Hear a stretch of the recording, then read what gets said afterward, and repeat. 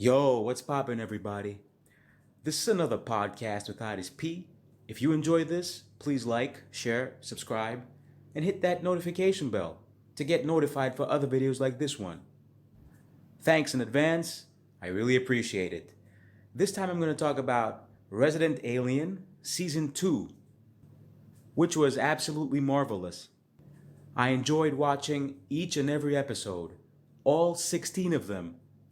And it's funny how I think I enjoyed Season 2 more than I enjoyed Season 1, which is rare when it comes to TV shows like this one.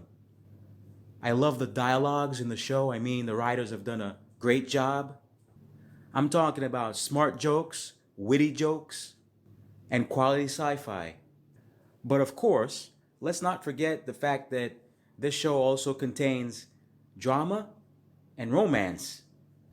Okay, they're not my thing personally, but still, other people like it.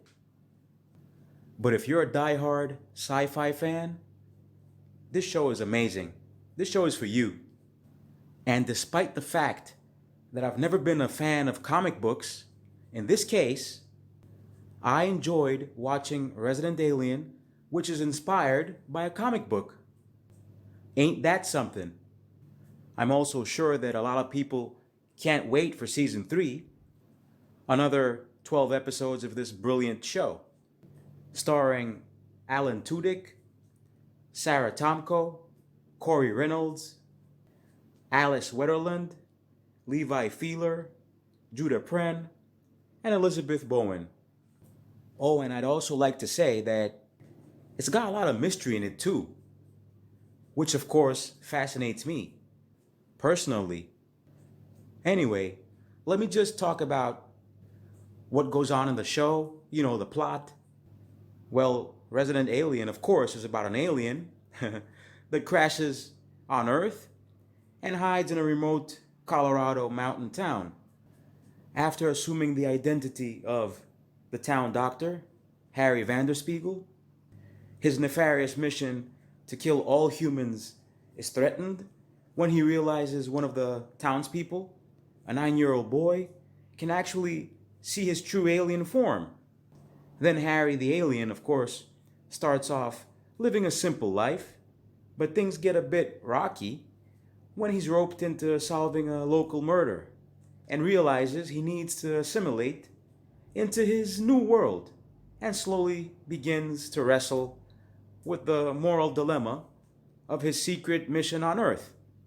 Oh, and I must add the fact that this show got a 8.1 out of 10 on IMDb. So you know what it's about. You know it goes hard. You know that we're talking about a quality show, which of course was created by Chris Sheridan. On the other hand, the comic book of the same title was created by Peter Hogan and Steve Parkhouse. Alan Tudyk, the alien, oh my, he's amazing. His performance is really something else. He slowly learns how to speak English. Basically, I think he did that rapidly. I'd say he's also fascinated by humans. He loves food. He totally loves food. He doesn't stop eating. And of course, he also loves to curse. It's also funny how he's a Law and Order fan. I find that funny and interesting. And then also his emotions are mixed up. He learns how to laugh, how to cry. And he also possesses superhuman strength, durability, and agility, as well as advanced intelligence, shape-shifting abilities, and the power to alter or remove human memories, which is very, very interesting. Then we got Sarah Tomko, who plays Asta 12 Trees. Of course, with that kind of a last name, she's Native American, American Indian. She's Dr. Harry Vanderspiegel's assistant in that small town in Colorado. In high school, she had an abusive relationship with a fellow classmate. I think his name was Jimmy. So that's why she gave up their daughter, Jay, for adoption. Asta 12 Trees is actually the first adult to discover Harry's true identity. The alien. Personally, I find her lovely. and charming, I'd say. Then we have Corey Reynolds as Sheriff Mike Thompson, the town's sheriff, the self-proclaimed Big Black. I mean, that brother's amazing. He's funny. The way he acts, the way he speaks, the way he disses people out. He destroys everybody. He roasts them.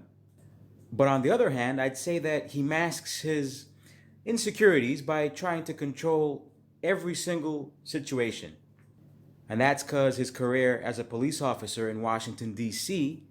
ended as a result of the death of his partner, leading him to eventually move to Patience, which is the name of the town in Colorado.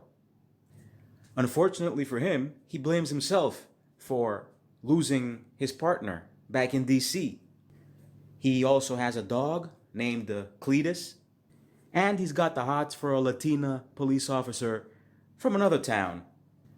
Anyway, then we got Alice Wetterland, who plays Darcy Bloom. She's the town's bartender. She's a mess. She's totally mixed up.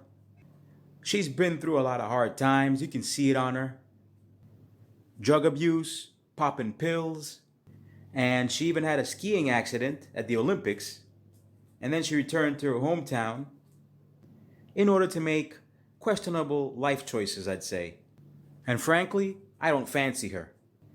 And then we got Levi Feeler as Ben Hawthorne. He's the young mayor of the town. I'd say he's naive and childlike, and that's why his wife Kate is dominant in their relationship. He previously dated Darcy in junior high and high school, although they still seem interested in each other.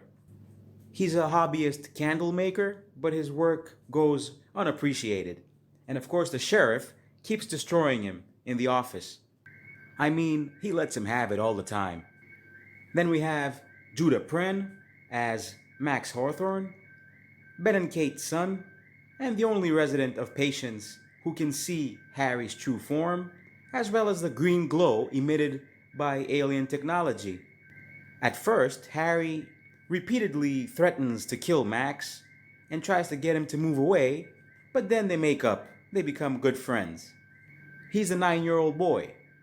And last but not least, we got Elizabeth Bowen, who plays Deputy Olivia Liv Baker. She's the town's only deputy who works with Sheriff Mike.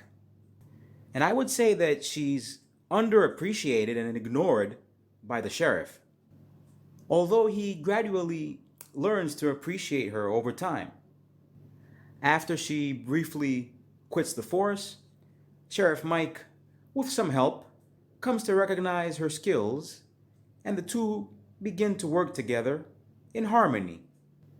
She has been fascinated by the possibility of extraterrestrials exiting ever since she witnessed what appeared to be a UFO as a child. So, of course, she's quite sure of their existence. But anyway, the bottom line is that I really enjoyed watching this show, and I would recommend it to anybody. So, if you're into binge watching, this is your thing. Go for it. Thanks a lot for listening to this podcast. I really appreciate it. Take care. I'm out. Peace.